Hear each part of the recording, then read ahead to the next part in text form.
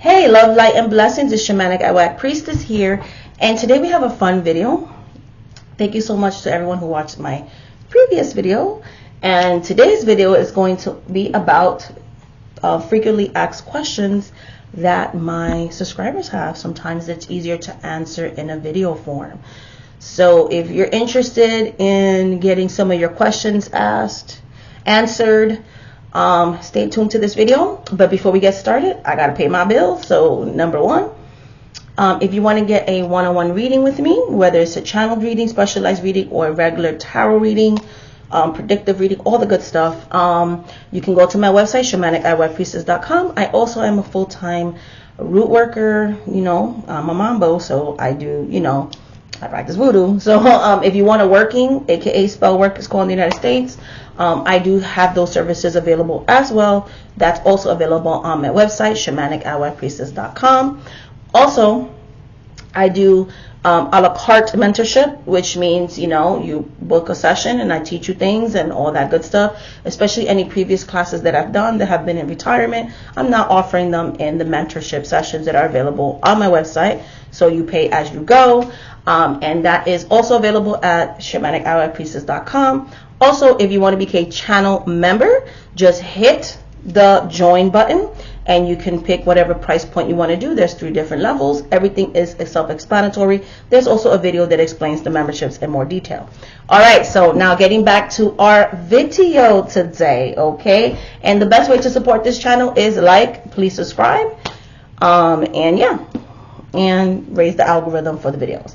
So one of my frequently asked questions, okay, has been, okay, a lot of times when I make videos about closed traditions, I'll have people be so excited and be like, hey, you know, I don't know if I should be in this path, and how do I get started, and all those things, okay? The way that you get started, and I say this all the time, but I'm gonna now hit it in a video because it's easier than, you know, comments, only that person gets the answer to that. When it's a closed tradition, and I've said this on previous videos, okay, it is not meant to be revealed to the world, okay? YouTube is, everybody's watching your stuff, okay? So a lot of people who did not grow up in these traditions, a lot of people get newly initiated, okay? It has become a cash grab, and I've talked about this all the time, the oversaturation, the washing down of things, because it becomes a money-making machine, okay? People are giving away things they shouldn't give away, and they're also giving a lot of misinformation, small knowledgeable information, making shit up as they go, all the things, okay? That is not how it's traditionally done. Someone like me who was raised in this religion, grew up around it, so on and so forth, la da da da da, okay? We know that we're not supposed to share certain things to the public, okay? So if it's part of a closed religion, right? I'm not going to teach you, oh, let's do, you know, the cowrie shell divinations on YouTube. Let's do, you know, me giving you all the secrets of the spirits. Let's do, that's not, you know, I'm going to show you my altar and do an open spell. That's not, the spirits don't like to be recorded. A lot of people serve trickster spirits that swear they're serving stuff. And some people are serving the actual spirits, but the spirits get tired of the overexposure and they leave. The spirits do leave people when they are misused, misrepresented, or you have the chance of oversharing. Sooner or later the spirits will get upset with that and leave, because nobody likes to be showcased, okay? There are stories about how God and Orumilla and all these spirits don't like to be served in public. Like, look at what I'm doing. Like, no, that's not what it is. So if you're really interested in being traditional and respecting this path, whether it's me or someone that actually knows what they're talking about, the first thing that you do is you pay for a reading to see if these spirits are even spirits you should be serving, and are they part of that path. So do your homework. Don't just get this reading from anybody, okay? Because again, you have a lot of charlatans. Do your research, use your intuition, okay? I do a reading called a Spirit Court Investigative Reading. That is the first step I tell people, because then I'll see what are your spirits, what path, and I'll give you more of a heads up what path, if you're even called to the ATRs, you should be practicing, what your calling is. One of my nails, you know, broke or whatever, so don't get distracted with that. But basically, they will tell you like what path you're supposed to be following, okay, if at all you're supposed to be following. That's the first step. Once you get that, A lot of people get really excited and, okay, I want to get initiated. And initiation is like a baptism, okay? With any religion, you should actually learn the in and outs of a religion before you give a full-time, lifetime commitment to something, okay? So that's the second step, okay? Then we talk about our mentors. Not just somebody who's going to do a ceremony, take up all your money, and you didn't even learn a damn thing, okay? So then goes the mentorship part. Once you get the mentorship part, then one can go and think about something permanent like an initiation, okay? That's how it works. A real legit person isn't going to sit here and mentor you over YouTube, okay? The religion is not meant to be told, baby. It's meant to be sold. And that, oh, that sounds very just, no, it does not. Because when someone pays for something, they put more value into it. Spirits got to get paid, and spiritualists got to get paid too. Just make sure that you're not being scammed. So that's question number one, okay? I will never mentor you on YouTube or share things that when we become a mambo or whatever, we have to swear certain things to secrecy. I'm not breaking my vows to the spirits just to cater to people and raise my algorithm. If other people want to do that and have bigger followings than me, that's fine, because the spirits always provide financially. I may not have the biggest YouTube channel, but I have a bunch of clients, okay? So we're good there. So the spirits do their part, and I do my part. I respect my spirits, and then no, I do not. I'm not going to sell it to you like that. Secondly, another question that I get asked a lot is about tarot. Like, where do I start with tarot or divination or whatever? One thing you don't do, okay, one thing you should never do. And that thing, okay, is tarot, this beautiful deck in its various forms has been such a huge part of my life. Okay, this deck in particular is very old. Some parts she's like chipped. I don't know if you can see like the corner right there. Like some of it has little like it's also like the colors are coming off. Some of it looks like it's been erased in some things, and all that. You know what I mean? The cards are old and whatever. They're bowed. You know what I mean? Whatever, right? But this deck, she one of my oldest deck, and stuff like that. Okay. A lot of people go and buy a bunch of decks looking for that soul deck. I did a video a while ago about the Wheel of the Year being my soul deck. And I'm going to bring that up because it gets very easy to get confused. I used to be like, yep, that was my soul deck, do. That may be one of my soul decks, right? But to be honest, and as I've gone into spirituality deeper and deeper, the Rider-Waite-Smith has always been my main soul deck. Even without me realizing it, this is my soul deck. This is the deck that I have pretty much completely always read with clients, and no matter how much I will get another deck, right? So the Wheel of the Year has been more of a personal deck. But if we're talking about soul decks, ultimately it has been this guy. If I could only have one deck, it would be some kind of variant or version of this. Even though I read more for my clients, because now that I've come to the realization that I don't need to divine for myself, spirit talks directly to me, and I already explained that I only use decks because I'm not trying to go on a full-on possession when I'm doing readings, because I'm more of a channeler, so on and so forth. So the traditional meanings of this is whatever, I know them, but it goes beyond that to me, because spirit directly talks to me through it. It's a deal that we've made, and they come through with the cards, that kind of thing. So it has nothing to do with the deck itself, but this is the deck that my spirit of divination prefers. This is the deck that came to me in a dream, and my spirit, and I already made a video on that, pretty much gave me the meanings of all the stuff, okay? And it changes or whatever, right? That spirit is the one that controls the reading and what is said out of me, right? They're in me, and they talk, and they talk through me, okay? I'm the host, and they're divining, okay? So on and so forth. That's what a psychic medium does, okay?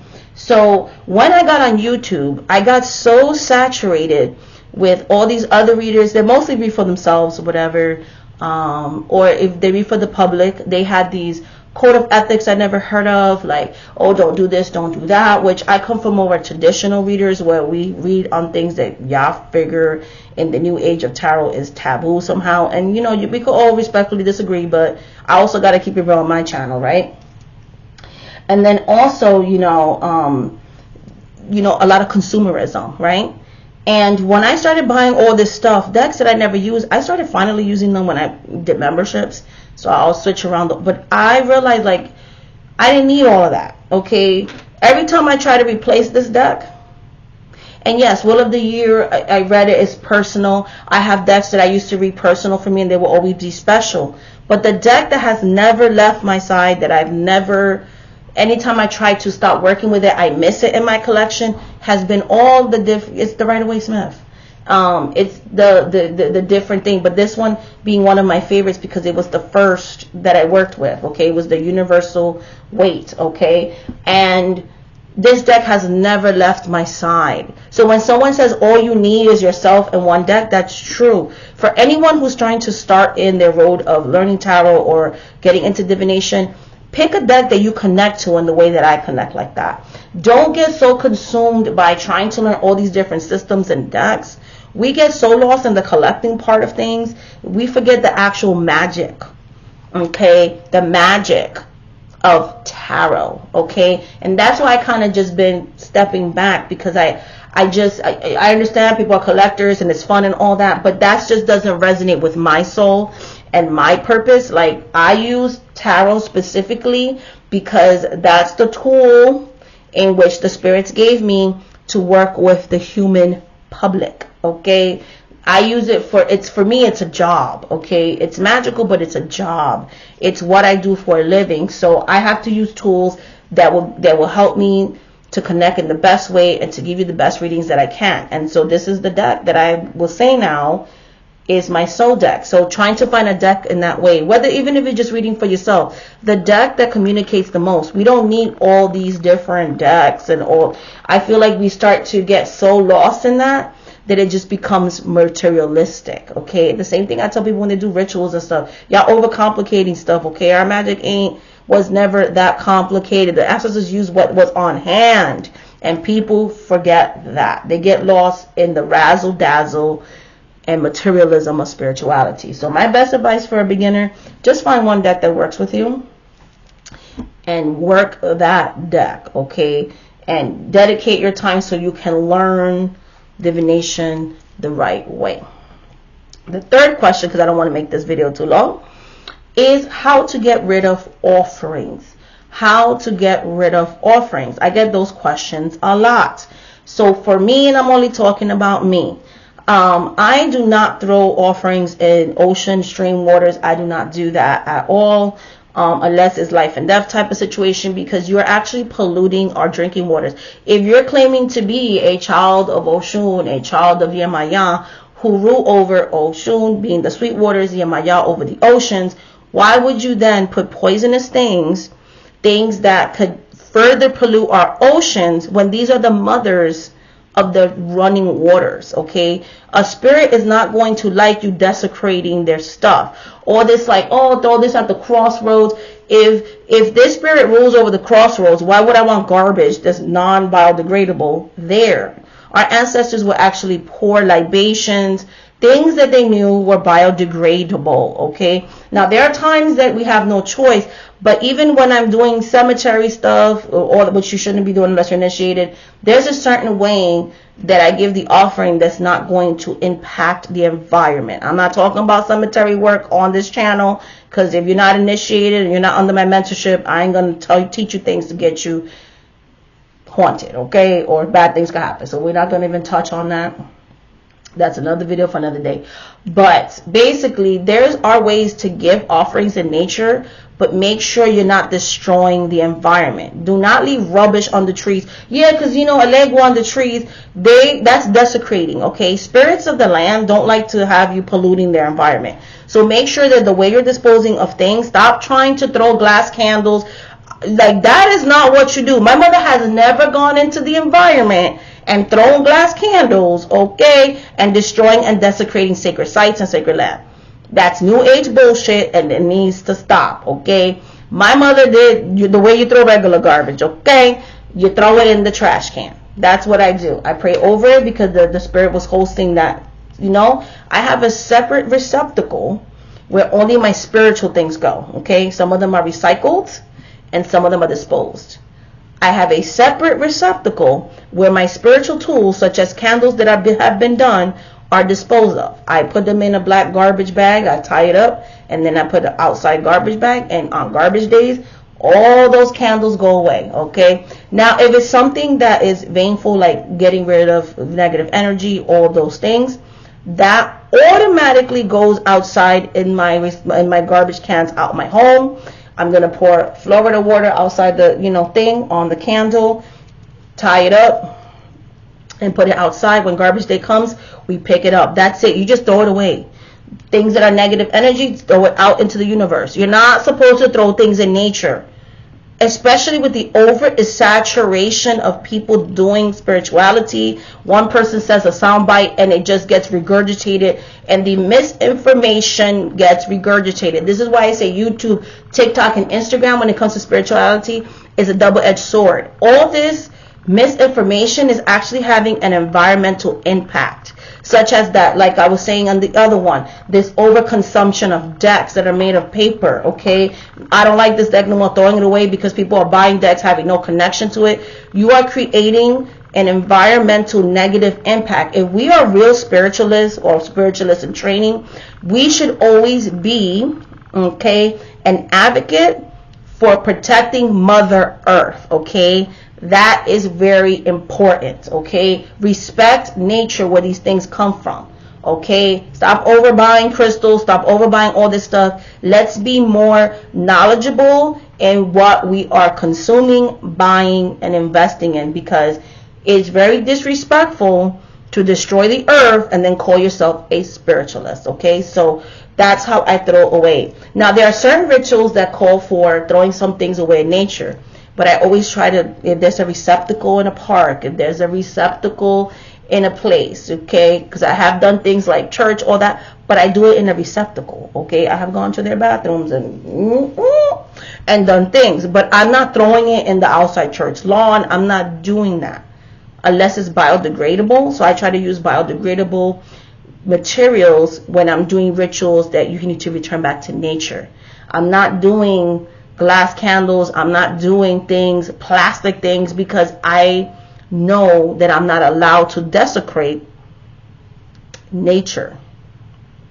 A lot of these books, a lot of these misinformation, a lot of these ill-informed people that had not the best mentors, okay? This is why I said closed traditions were always meant to be closed and taught a certain way, because this is the danger.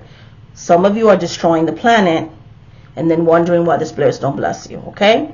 So hopefully that makes sense. Thank you so much for watching this video. Much love and light. Please like, please subscribe, please comment below, and hit the notification button when I release my new videos. And until the next time, guys, bye.